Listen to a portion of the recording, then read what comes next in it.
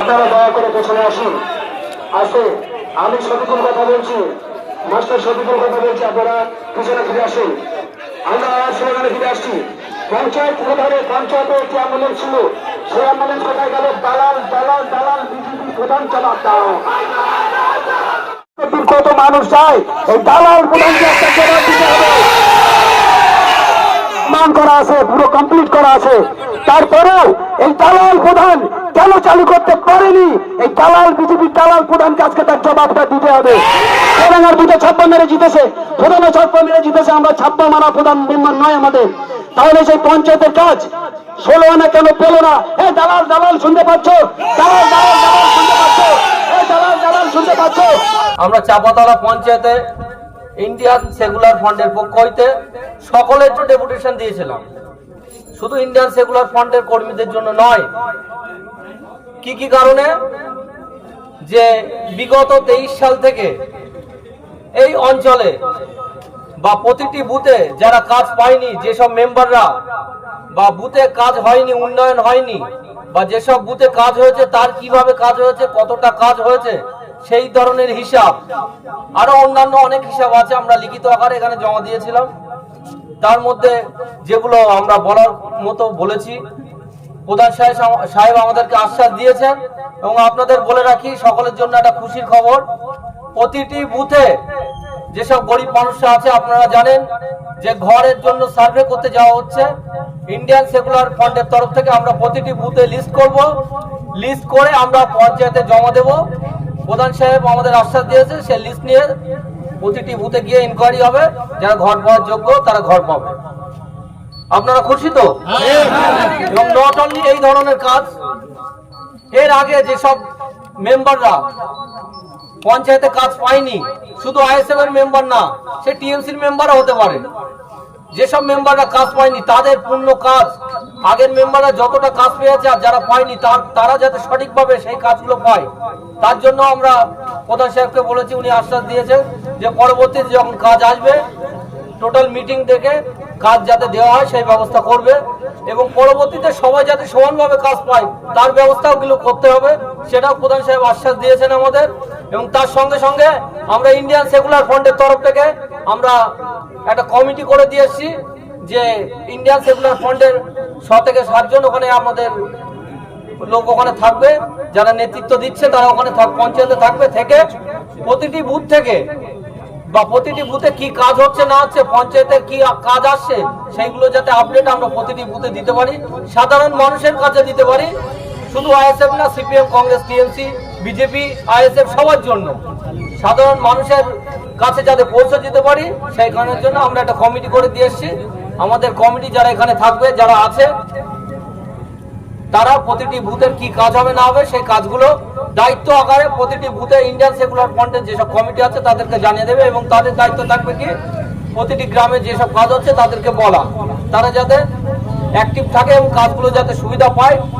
সেক্ষেত্রে কিভাবে দরখাস্ত করতে হবে বা কিভাবে ফর্ম ফিল আপ করতে হবে, ঘরের ক্ষেত্রেও কিন্তু আপনাদের বলি পিটিশন করতে হবে, লিখিত আকারে দরখাস্ত করতে হবে যে আমি গরিব মানুষ, আমার এই মৌজায় বাড়ি, এই ব্যাপার, আমি একটা ঘর পেতে চাই বা আমাকে একটা ঘর দেওয়া হোক, এরকম ভাবে একটা লিখিত দিতে হবে।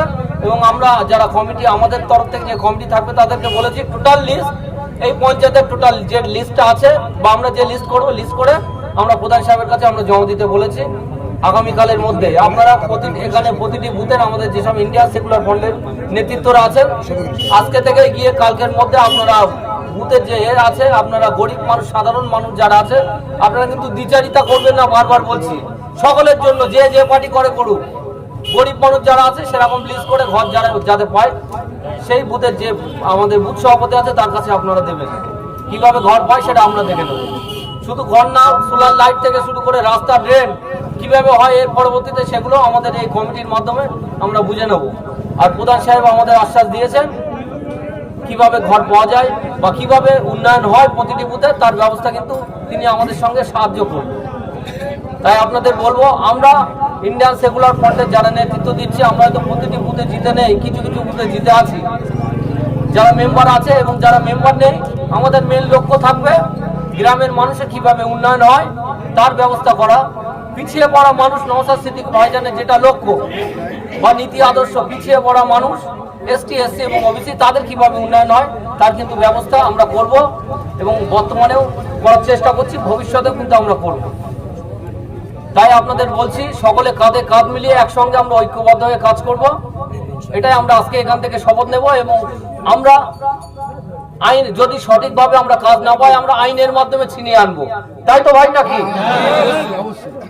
তাই আপনারা শান্তি শৃঙ্খলা বজায় রাখবেন এবং প্রতিটি বুথে কিভাবে কাজ হয়, সেই উন্নয়ন হয় তার ব্যবস্থা আমাদের বুথ সভাপতির কাছে আপনারা আসবেন, এসে তারা আপনাদের কাছে আপডেট দিয়ে দেবে। এই বলে আমি আমার বক্তব্য শেষ করছি। ইন্ডিয়ান সেকুলার ফ্রন্ট জিন্দাবাদ, নওশাদ সিদ্দিকী ভাইজান জিন্দাবাদ, ইনকিলাব জিন্দাবাদ। তিনি কি কি আশ্বাস দিয়েছেন আর এরপরে আমাদের সাহেবউদ্দিন ভাই বলবে, আর উনি কি কি আশ্বাস দিতে পারেনি সেটা আমি বলে দিচ্ছি। আমরা যে পার্কের দাবিতে গেছিলাম, বড্ড অবাক করার বিষয়, এই অঞ্চলের পক্ষ থেকে যে পার্ক হয়েছিল উনি নাকি সেটাই জানেন না। আক্ষেপ। উনি আর একটা যে বিষয়, আমরা যে বিভিন্ন জায়গায় কল বসেছে তার হিসেব চেয়েছি, উনি বলছেন কতগুলো কল বসেছে সেই হিসেবটা আমাদের কাছে নেই, খাতাপত্রে আছে। তিনি বলেছেন কয়েকদিনের মধ্যে আমাদেরকে দেবেন। আমরা আইসিডিএস এর বিষয়ে বলেছিলাম, উনি বলছেন আইসিডিএস কেন খুলিনি, এর জন্য দায়িত্ব আমরা এতটা নিতে পারি না, কিন্তু কাজ করেছিলাম। ভিডিও দুবার এসেছিল, ভিডিওকে আমরা লিখিত দিয়েছি। আক্ষেপের বিষয়ে যখন বললাম ভিডিওকে রিসিপ্ট দিয়েছেন লিখিত, তার রিসিপ্টটা আমাদেরকে দেখান, উনি বললেন রিসিপ্ট নেওয়া হয়নি, অর্থাৎ ওটা মিথ্যে কথা বলেছেন। আর একটা বড় অবাক করার বিষয়, উনি বললেন জনগণ কেন ঢুকছে না। আমি বললাম আপনাকে এখানে বসানো হয়েছে এই অঞ্চলের প্রতিনিধি হিসাবে, অভিভাবক হিসাবে, যদি আপনি না পারেন এই চেয়ারটাকে ছেড়ে দিন, জনগণ কিভাবে উদ্ধার করতে হয় জনগণ বুঝে নেবে। উনি আর একটা কথা বলেছেন, আমাদের বিভিন্ন জায়গায় যে কাজের বিষয়ে, আমার পর আমার সমাধান, তার যে প্রকৃত লিস্ট সমস্ত কিছু ওনাদের কাছে নেই, তার পূর্ণ ব্যবস্থা করবে। আর আমাদের যারা কাজ পায়নি, শুধু আমাদের মেম্বার নয়, আমার প্রার্থী এবং আমাদের অ্যাডভোকেট পিয়ারুল ভাই বললেন যে সকলের জন্য, অর্থাৎ টিএমসি যে মেম্বাররা কাজ পায়নি তাদের জন্য যাব। কিন্তু আমরা দাবি রেখেছি, এই এখন ভালো হয়ে গিয়ে সকলের সমান অধিকার, এটা আমরা মানবো না। আগে যত টাকা আমাদের কাজ দেওয়া হয়নি সেই টাকার মাসুল এই বছরের মধ্যে দিয়ে দিতে হবে।